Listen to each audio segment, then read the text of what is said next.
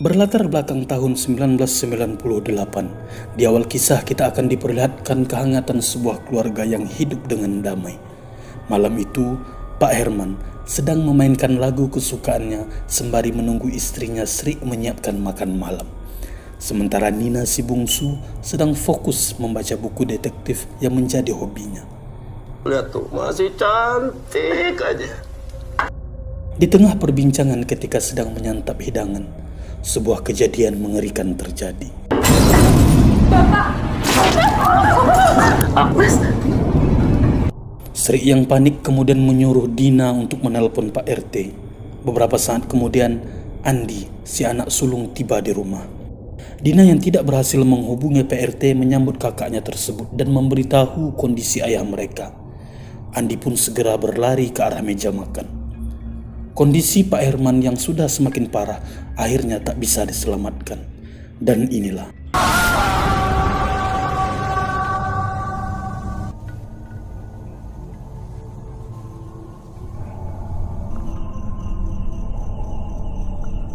semenjak peristiwa itu, Sri menjadi sering melamun karena masih belum bisa menerima kepergian suaminya. Selain itu, banyak kejadian-kejadian aneh bermunculan yang membuat kehangatan keluarga ini mulai terganggu. Ibu, jangan lamun gitu terus nanti kesambet loh. Saat sedang mempersiapkan makan siang, Sri ditegur oleh Dina karena masih saja melamun. Sri mengatakan bahwa arwah ayahnya masih ada bersama mereka. Dina yang sedikit ketakutan melihat sekeliling dan tiba-tiba Dina dikejutkan dengan kedatangan Salim si tukang kebun yang meminta izin pulang karena hendak mengganti sabitnya yang sudah tumpul. Maaf Bu, sabit saya kurang tajam. Saya mau ambil ganti dulu. Sebelum tukang kebun itu pergi, Sri menanyakan perihal langit-langit di kamarnya yang bocor, apakah sudah diperbaiki atau belum. Lalu Salim menjawab bahwa dia sudah memperbaikinya. Sri pun kemudian mempersilahkan Salim itu untuk pulang. Abang sama siapa tuh, Bu? Beberapa saat kemudian Andi pulang bersama seorang wanita bernama Hanum, yang merupakan seorang penjual makanan di kampus tempat Andi kuliah. Hanum dengan sopan memperkenalkan diri dan mencium tangan Sri. Sambil tersenyum, Sri kemudian menawarkan untuk makan bersama karena memang kebetulan dia baru selesai memasak. Sambil menyantap makan siang, Andi sedikit menggoda Hanum yang membuat Dina sedikit geli. Beberapa saat kemudian Andi tiba-tiba batuk yang membuat Sri sedikit panik karena takut Andi mengalami hal yang sama seperti ayahnya. Tapi dia bisa sedikit tenang karena ternyata Andi hanya batuk biasa. Apa, Bu? Gak apa-apa. Selesai makan, Hanum kemudian berkeliling melihat-lihat foto keluarga Andi, sementara Andi memainkan piano peninggalan ayahnya. Hanum lalu menanyakan kepada Andi kenapa ayahnya meninggal. Andi hanya menjawab bahwa ayahnya terkena serangan jantung. Beberapa saat kemudian terdengar pecahan kaca dari arah dapur. Andi dan Hanum kemudian berlari ke arah suara tersebut dan melihat ibunya sedang terduduk di lantai. Andi dan Dina kemudian membangunkan ibunya lalu menanyakan keadaan ibunya tersebut. Sri hanya menjawab bahwa betisnya tiba-tiba terasa nyilu. Tadi tiba-tiba betis ibu ngilu sekali. Ya Allah. Singkat cerita, malam pun tiba. Sri yang sedang ingin mengobati luka aneh di betisnya tiba-tiba mendengar suara piano dari arah ruang tamu yang memainkan lagu kesukaan mendiang suaminya. Sri yang mengira itu adalah Andi kemudian keluar dengan maksud menyuruh Andi berhenti memainkan lagu tersebut. Namun ketika Sri keluar dari kamarnya, dia tidak mendapati siapa-siapa di ruangan tersebut. Sri yang merasa aneh kemudian melihat di sekitar rumahnya dan tiba-tiba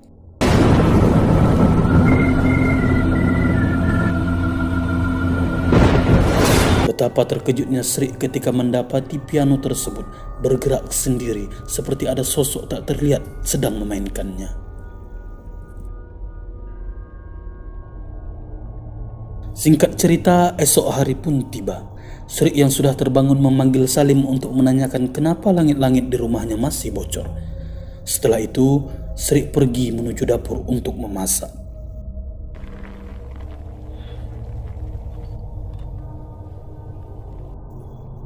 Beberapa saat kemudian Andi pulang dan meminta ibunya untuk masak gulai ayam. Padahal dia tahu bahwa ibunya tidak lagi memasak makanan kesukaan mendiang ayahnya. Assalamualaikum. Waalaikumsalam. Bu, masakin gulai ayam lagi dong, Bu. Kamu kan tahu ibu nggak masak itu lagi, Ndi. Saat Sri memanggil Andi untuk makan, tidak ada terdengar sautan suara Andi yang membuat Sri akhirnya menyusul Andi di kamarnya. Namun yang terjadi, Sri tidak melihat siapa-siapa di kamar itu. Beberapa saat kemudian, tiba-tiba terdengar suara aneh dari arah dapur. Saat Sri menuju dapur untuk memeriksa,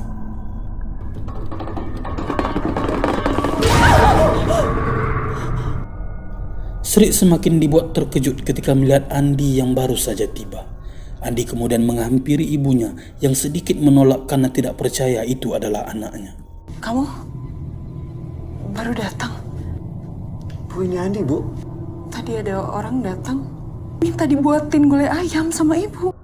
Malam harinya, Sri yang sedang beristirahat tiba-tiba terbangun karena suara geluduk diikuti listrik yang juga padam.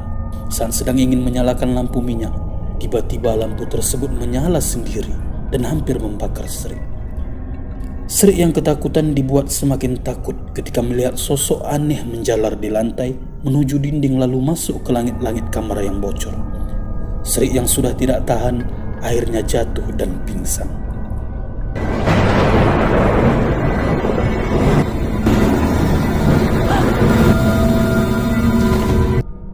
Esok harinya, Andi dan Dina membawa ibunya ke rumah sakit. Dokter kemudian memberikan resep untuk obat penenang. Saat pulang, mereka melewati rumah seorang dukun terkenal bernama Jarwo. Setibanya di rumah, Sri yang sedang duduk di ruang tamu dihampiri Salim si tukang kebun.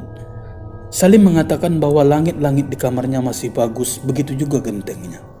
Setelah menjelaskan, Salim pun kemudian mengatakan bahwa hari ini merupakan hari terakhir dia bekerja.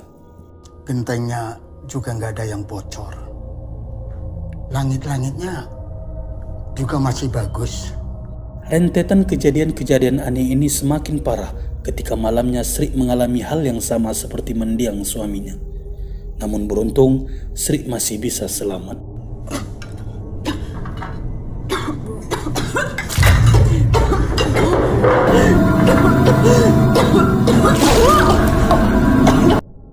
Setelah dibawa ke rumah sakit, dokter mengatakan bahwa tidak ada organ dalam yang terluka dan semua terlihat baik-baik saja. Dina yang sudah tidak tahan dengan apa yang dialami keluarganya kemudian membicarakan hal itu kepada Andi. Andi yang tidak percaya dengan hal-hal berbau mistis hanya mengatakan bahwa dia akan memikirkan apa yang harus mereka lakukan. Sama bapak itu sama persis dengan ibu, tapi ibu masih selamat. Ada apa sama keluarga kita? Ini bukan penyakit biasa, Bang. Gue gak percaya sama hal kayak gini. Kalau kita gak percaya sama dokter, kita percaya sama siapa? Sampai kapan? Sampai ibu mati. Nanti abang pikirin lagi kita harus ngapain.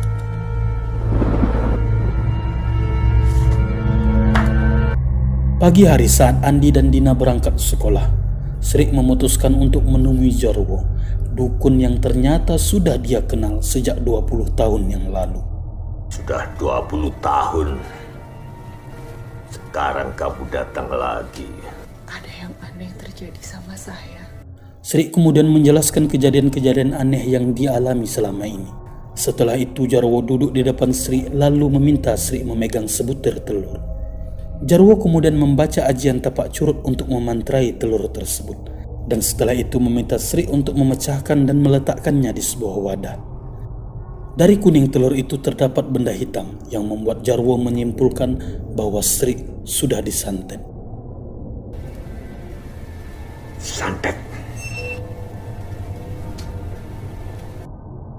Sri kemudian mengajak Jarwo ke rumahnya untuk mengambil barang yang menjadi media santet tersebut. Saat tiba di rumah Sri, Jarwo sudah merasakan banyak kekuatan-kekuatan jahat yang ada di rumah tersebut. Namun aura berbeda dirasakan Jarwo ketika berada di depan kamar Sri. Jarwo kemudian berlari ke arah kamar Sri dan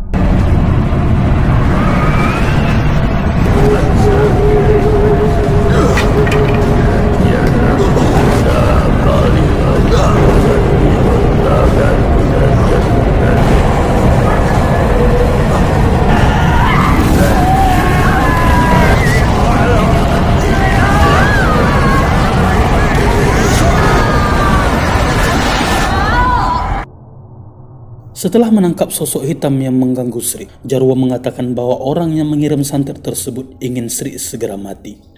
Sri yang tidak terima akhirnya mengatakan kepada Jarwo untuk membalaskan perbuatan yang dilakukan si pengirim.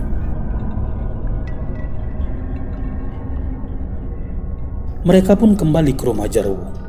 Sri kemudian menunjukkan selembar foto lalu menanyakan kepada Jarwo apakah pelaku yang mengirim santet kepadanya itu adalah salah satu orang yang ada di dalam foto tersebut. Jarwo hanya mengangguk mengiyakan. Ritual pun dimulai. Pertarungan antar dua kekuatan gaib membuat Jarwo sedikit kewalahan. Sempat tersenyum, namun tiba-tiba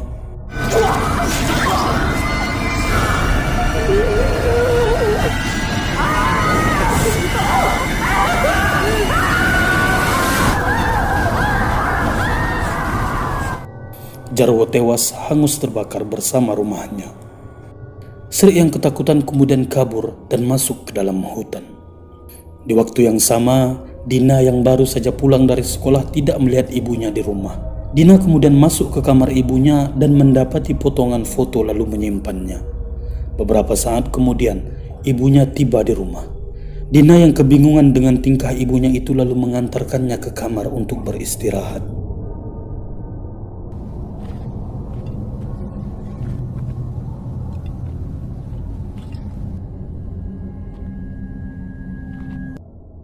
Esok harinya, Dina yang mendapat informasi bahwa Jarwo telah mati terbakar kemudian mendatangi rumah dukun tersebut.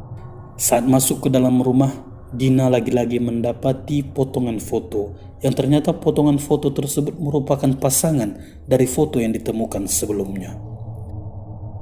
Saat di rumah, Dina menyatukan kedua potongan dan mendapatkan sebuah petunjuk, di mana di dalam foto tersebut terdapat 3 orang, yaitu ibunya Sri, mendiang ayahnya, dan seorang wanita. Dina yang sangat ingin memecahkan misteri ini kemudian mendatangi rumah yang ada di foto tersebut. Sesampainya di sana, Dina bertemu dengan seorang nenek yang rumahnya bersebelahan dengan rumah yang Dina tuju. Saat ditanya, nenek mengatakan bahwa 20 tahun yang lalu, pemilik rumah ini diusir akibat melanggar moral yang melekat di desa tersebut.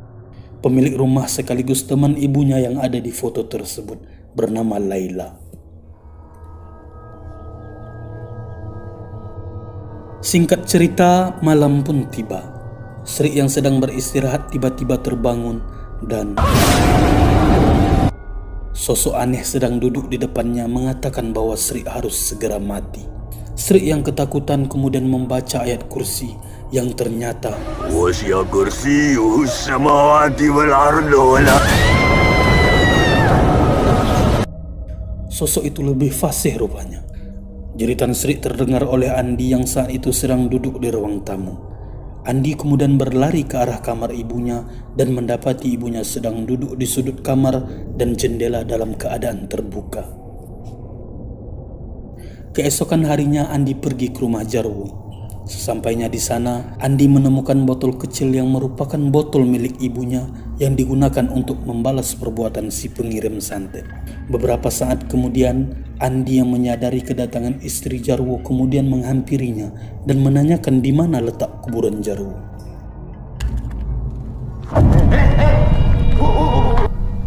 Saya cuma mau nanya aja. Gara-gara ibu kau Jarwo mati. Di mana kuburannya? Cari aja sendiri. Di hutan. Istri Jarwo mengatakan bahwa Jarwo dikubur di tengah hutan. Andi pun segera menuju hutan yang diberitahu oleh istri Jarwo tersebut. Sesampainya di sana, Andi hanya melihat batu nisan bertuliskan Jarwo dan kuburan yang seperti sudah dibongkar.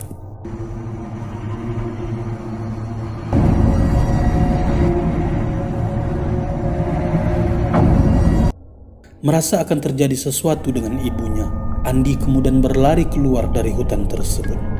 Di saat yang sama, Dina pulang dan panik karena menyadari ibunya tidak ada di rumah. Saat sedang sibuk mencari, tiba-tiba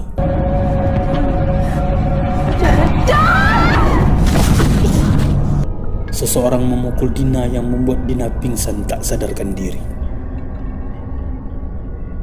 Setelah Andi tiba dan Dina yang masih belum sadarkan diri dirawat oleh Hanum, Hanum kemudian menawarkan agar tinggal di rumahnya untuk sementara waktu sambil mencari ibunya. Malam itu juga, Andi membawa Dina ke rumah Hanum.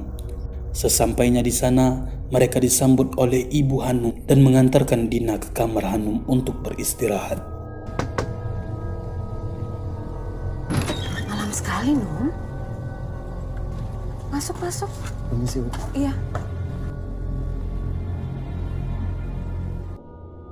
Sambil menjaga adiknya, Andi melihat-lihat isi kamar tersebut.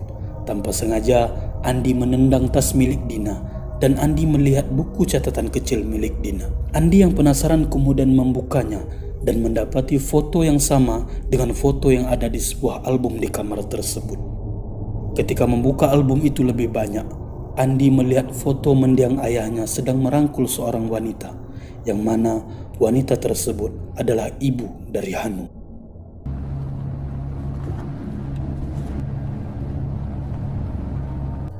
Saat itu Andi belum sepenuhnya percaya, karena yang dia tahu ibu Hanum bernama Ratna. Namun ketika Andi membuka catatan Dina lebih jauh, tertulis di sana bahwa Ratna dan Laila adalah orang yang sama.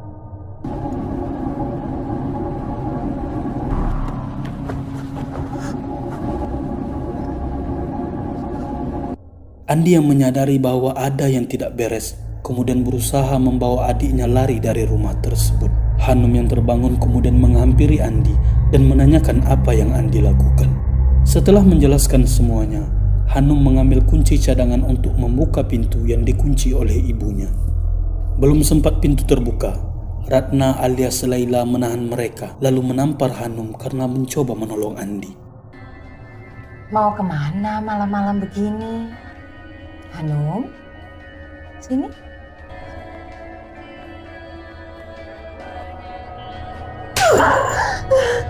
Saat Andi menanyakan di mana Laila menyembunyikan ibunya, tiba-tiba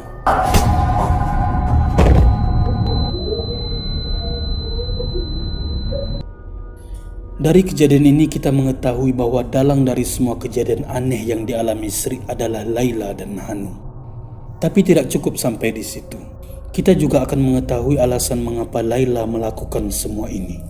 Andi yang sudah diikat dan Dina yang belum sadarkan diri kemudian dibawa ke ruang bawah tanah. Disinilah Laila mengatakan kejadian yang sebenarnya. Kamu pikir ibumu itu perempuan baik-baik? Kamu tidak tahu apa yang telah dia perbuat padaku. 20 tahun yang lalu, Laila dan Sri merupakan dua sahabat. Laila yang saat itu sedang hamil anak Herman harus menelan kenyataan pahit mengetahui Herman jatuh ke tangan Sri. Sri meminta bantuan Jarwo agar membuat Herman jatuh cinta padanya. Akibat kejadian itu, Laila diusir dari kampung karena hamil di luar pernikahan. Laila hidup dan merawat anaknya sendiri yang tak lain adalah Hanum. Sementara Sri hidup bahagia bersama Herman. Setelah menceritakan kenyataannya, Hanum mengambil sedikit sobekan baju Dina serta menggunting rambutnya dan memberikannya kepada Laila. Laila meletakkan dua benda tersebut ke dalam botol dan memasukkannya ke sebuah boneka. Laila pun mulai menyiksa Dina. Beberapa saat kemudian Sri muncul dan menyaksikan anaknya disiksa oleh Laila.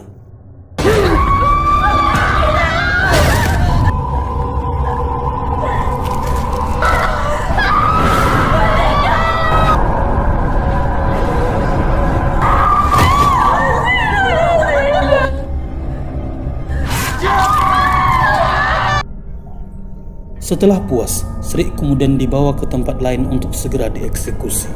Sementara Andi yang dari tadi berusaha melepaskan ikatan, akhirnya berhasil lolos dan mulai membalas. Andi yang sudah memegang botol yang ditemukannya di rumah Jarwo, kemudian melemparkan benda itu ke dalam api.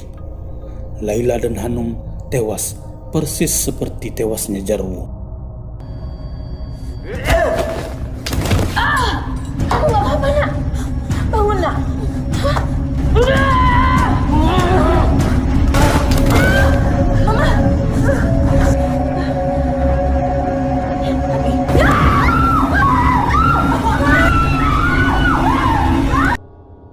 Andi berhasil menyelamatkan Dina dan ibunya dan membawa mereka keluar dari sana. Apakah mereka akan hidup tenang? Belum tentu. Karena saat mayat Hanum dan Laila dibawa oleh ambulan, tiba-tiba